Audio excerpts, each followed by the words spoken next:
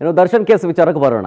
Darshan and ಗ್ಯಾಂಗ್ನಿಂದ ರೇಣುಕಾಸ್ವಾಮಿಯ ಕೊಲೆ ಪ್ರಕರಣ ವಿಚಾರಕ್ಕೆ ಸಂಬಂಧಪಟ್ಟಂತೆ ಈ ಕೇಸನ್ನು ಹೆಂಗಾದ್ರೂ ಮಾಡಿ ಮುಚ್ಚಬೇಕು ಅಂತೇಳಿ ಹಣ ವಿನಿಮಯ ಆಗಿರುತ್ತೆ, ಟ್ರಾನ್ಸಾಕ್ಷನ್ಸ್ಗಳು, ಕ್ಯಾಶ್ಗಳು ಸಿಕ್ಕಿರುತ್ತೆ. ದರ್ಶನ್ ಮನೆಯಲ್ಲಿ ಸಿಕ್ಕಿದ್ದು ಒಂದಷ್ಟು ಕ್ಯಾಶ್ಗಳು ಎಲ್ಲ ಸೇರಿ 82 ಲಕ್ಷ. ಇದರ ಭವಿಷ್ಯ ಇವತ್ತು ನಿರ್ಧಾರ ಆಗುತ್ತೆ.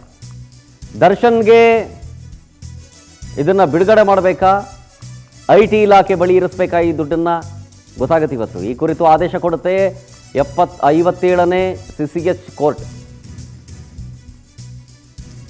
ನೋಡಿ, ಈ ಕೇಸ್ ವಿಚಾರಕ್ಕೆ ಸಂಬಂಧಪಟ್ಟಂತೆ ದರ್ಶನ್ ಮನೆಯಲ್ಲಿ ಸಿಕ್ಕಂತಹ ಹಣ ಸೇರಿದಂತೆ ಓವರಾಲ್ ಆಗಿ 82 ಲಕ್ಷ ಹಣ. ಆ ಹಣವನ್ನು ಬಿಡುಗಡೆ ಮಾಡಿ ಅಂಥೇಳಿ ಅರ್ಜಿಯನ್ನು ಸಲ್ಲಿಸಿರ್ತಾರೆ ದರ್ಶನ್ ಮತ್ತು ಅವ್ರ ಕಡೆ ಲಾಯರ್. ಸೊ ಹಾಗಾಗಿ ಇದಕ್ಕೆ IT ಅಧಿಕಾರಿಗಳಿಂದಲೂ ಕೂಡ ಪ್ರತಿವಾದವೂ ಕೂಡ ಸಲ್ಲಿಕೆ ಆಗಿತ್ತು. ವಾದ ಪ್ರತಿವಾದ ಎರಡೂ ಕೂಡ ಆಯಿತು. ಯಾಕೆಂದರೆ ಈ 82 ಲಕ್ಷ ರೂಪಾಯಿಗೆ ಯಾವುದೇ ಸೂಕ್ತ ದಾಖಲೆಗಳನ್ನು ಕೊಟ್ಟಿಲ್ಲ, ವಂಚನೆಯ ಹಣ ಅಂಥೇಳಿ ವಾದವನ್ನು ಮಾಡ್ತಾರೆ. ಹಾಗಾಗಿ ಈ ವಾದ ಪ್ರತಿವಾದ ಎರಡನ್ನೂ ಘನ ನ್ಯಾಯಾಲಯ ಆಲಿಸಿದೆ. ಇವತ್ತು ಆದೇಶವನ್ನು ಕಾಯ್ದಿರಿಸಿತ್ತು. ಸೊ ಇವತ್ತು ಆ ಆದೇಶವನ್ನು ಹೊರಹಾಕ್ತಾರೆ, ಏನು ಬರುತ್ತೆ ಅಂತ. ಇವತ್ತೇ ಜೊತೆಗೆ ಟ್ರಯಲ್ದು ದಿನಾಂಕ ವಿಚಾರ ಸಂಬಂಧ ಅಥವಾ ಇವತ್ತೇ ಶುರು ಮಾಡ್ಬೋದಾ ಅಥವಾ ಮತ್ತೊಂದು ದಿನ ಏನಾದರೂ ಕೊಡ್ತಾರಾ ಟ್ರಯಲ್ಗೆ, ಅದನ್ನು ನೋಡಬೇಕು. ಸಾಕ್ಷ್ಯಾಧಾರರಿಗೂ ಏನಾದರೂ ಸಮನ್ಸ್ ಕೊಡ್ತಾರಾ ಅದನ್ನೂ ನೋಡಬೇಕು. ವಿಡಿಯೋ ಕಾನ್ಫರೆನ್ಸ್ ಮೂಲಕ ಇವತ್ತು ದರ್ಶನ್ ಹಾಜರಾಗ್ತಾರೆ, ಡೀಟೇಲ್ಸ್ ಕೊಡ್ತಾರೆ. ಇದಕ್ಕೆ ಸಂಬಂಧಪಟ್ಟಂತೆ ನಮ್ಮ ಪ್ರತಿನಿಧಿ ವೆಂಕಟೇಶ್ ಫೋನ್ ಸಂಪರ್ಕದಲ್ಲಿ. ವೆಂಕಟೇಶ್, ಒಂದು ಕಡೆ ಓವರಾಲ್ ಆಗಿ ಈ ಕೇಸನ್ನು ಮುಚ್ಚಾಕಬೇಕು ಅಂಥೇಳಿ ಒಂದಷ್ಟು ಹಣವನ್ನು ಸಂಗ್ರಹಿಸಿಟ್ಟಿರ್ತಾರೆ ದರ್ಶನ್, ಒಂದಷ್ಟು ಕ್ಯಾಶು, ಒಂದು 30 ಲಕ್ಷ ರೂಪಾಯಿ ಸೇರಿದಂತೆ ಎಲ್ಲ ಸೇರಿ 82 ಲಕ್ಷ ಹಣ. ಅದರ ಭವಿಷ್ಯ ವಿಚಾರ ಸಂಬಂಧ ವಾದ ಪ್ರತಿವಾದ ಆಲ್ರೆಡಿ ಆಗಿದೆಯಲ್ಲ, ಏನೇನಾಯಿತು ವಾದ ಪ್ರತಿವಾದ? ಜೊತೆಗೆ ಇವತ್ತು ಈ ಕೋರ್ಟ್ನ ಟ್ರಯಲ್ ವಿಚಾರ ಸಂಬಂಧ, ಈ ರೇಣುಕಾಸ್ವಾಮಿ ಕೊಲೆ ಕೇಸ್ ಸಂಬಂಧ ಟ್ರಯಲ್ ಏನಾದರೂ ಶುರುವಾಗೋ ದಿನಾಂಕ ಘೋಷಣೆ ಆಗುತ್ತಾ? ಒಂದು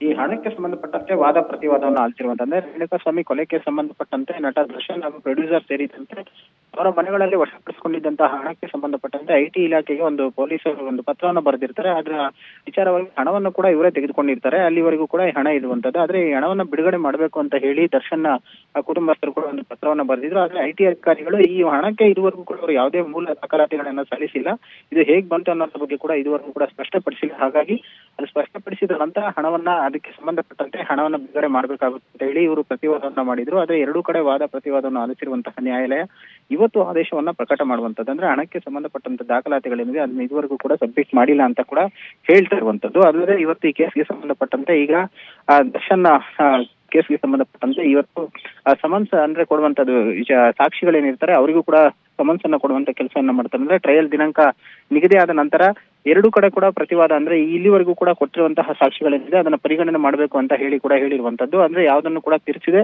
ಈ ಕೇಸ್ಗೆ ಸಂಬಂಧಪಟ್ಟಂತೆ ಏನು ಪಾರದರ್ಶಕವಾದಂತಹ ಒಂದು ಟ್ರಯಲ್ ಆಗ್ಬೇಕು ಅಂತ ಹೇಳಿ ಆರೋಪಿಗಳ ಪರವಾಗಿ ಇರುವಂತ ಅಂದ್ರೆ ಆ ವಕೀಲರು ಕೂಡ ತಮ್ಮ ಮನವಿಯನ್ನ ಮಾಡ್ಕೊಂಡಿರುವಂತ. ಅದರಂತೆ ಇವತ್ತು ಒಂದು ಟ್ರಯಲ್ ದಿನಾಂಕವನ್ನ ನಿಗದಿ ಮಾಡ್ತಾರೆ. ಆಗ ಸಾಕ್ಷಿಗಳನ್ನ ಕರೆಸುವಂತ ಕೆಲಸವನ್ನು ಕೂಡ ಮಾಡ್ತಾರೆ. ಆಗ ಸಾಕ್ಷಿಗಳಿಗೆ ಆ ಕೋರ್ಟ್ಗೆ ಹಾಜರಾಗೋದಕ್ಕೆ ಕೂಡ ಸಮನ್ಸ್ ಅನ್ನ ಕೊಡ್ತಾರೆ.